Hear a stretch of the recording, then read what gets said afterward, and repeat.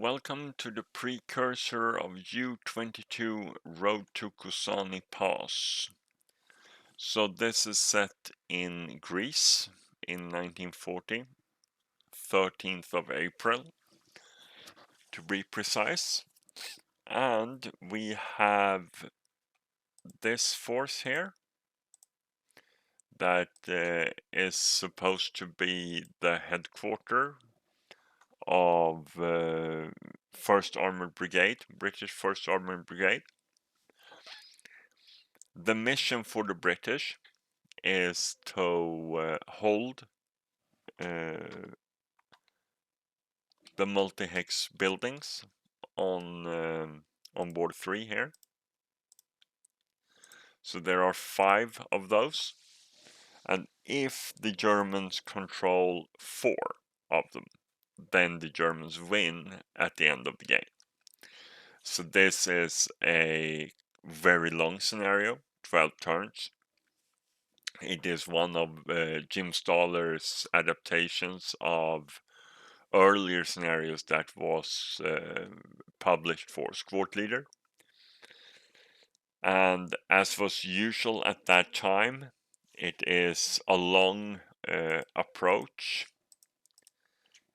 toward the village that you don't see in modern ASL scenarios.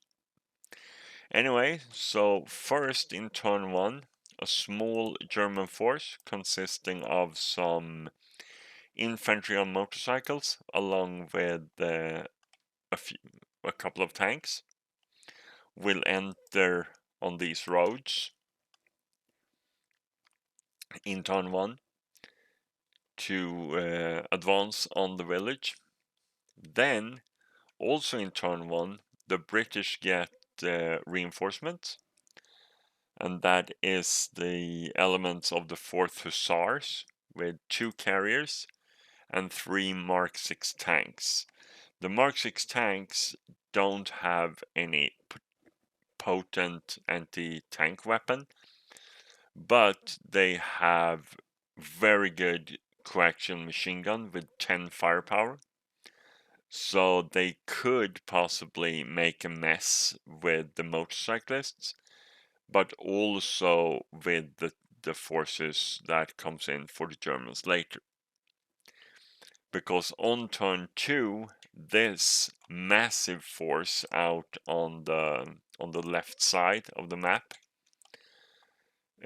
moves onto the board over the same through the same hexes, and there we have a substantial force of 14 squads, no less, and also 2 more Panzers, Panzer 3, a few half-tracks, and an infantry gun. So they also move up here, depending on, of course, how these position themselves. The carriers have inherent 248 half squads with them.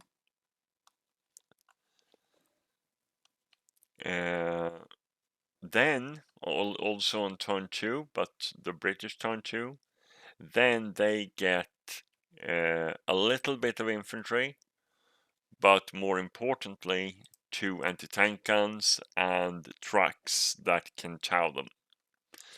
And these guys have an option. So they can either come in on this road, or they can come in on this road. Alright, so these are the forces fighting at the beginning here, and that will probably be some skirmishing in this area, I would guess.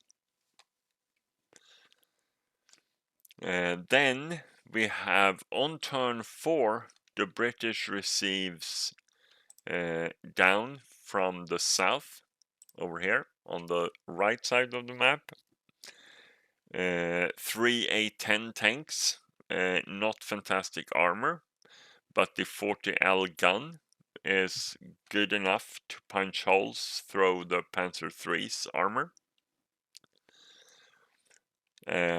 And they come in from the south, so likely they will go up towards this hill, if they can manage it before the Germans. We will see about that. And then further on turn 6, some New Zealanders comes in with heavy and medium machine guns dismantled and 458 infantry, and they come on in here on the north edge of board 3, so they have a very short distance to the buildings. And they also come in on turn 6, so the Germans haven't had that much time to get up there. A few things to take note of is that these half squads, they are marked A, and that is because they may not recombine in this scenario. We also have Orchard. That is not Orchard. It is Olive Groves.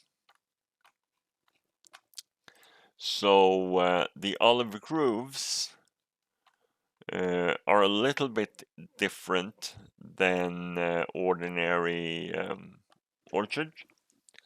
Orchard Road Supply, but they also have a +1 TM, and the movement factor, movement point cost to move through an Olive Grove is double that of Orchard.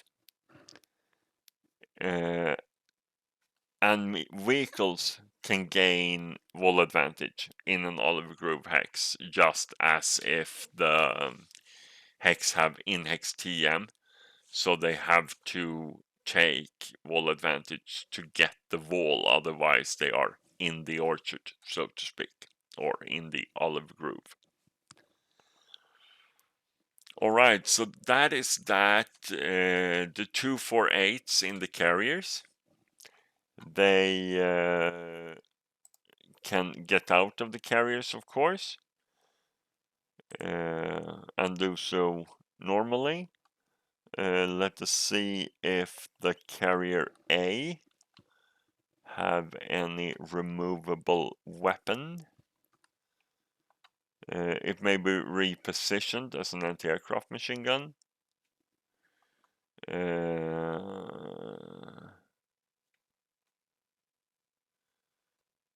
And that should be everything, I think. They might have an anti-tank rifle with them,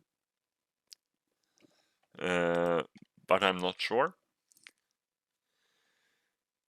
And I think that is everything. And also note that there is no straight road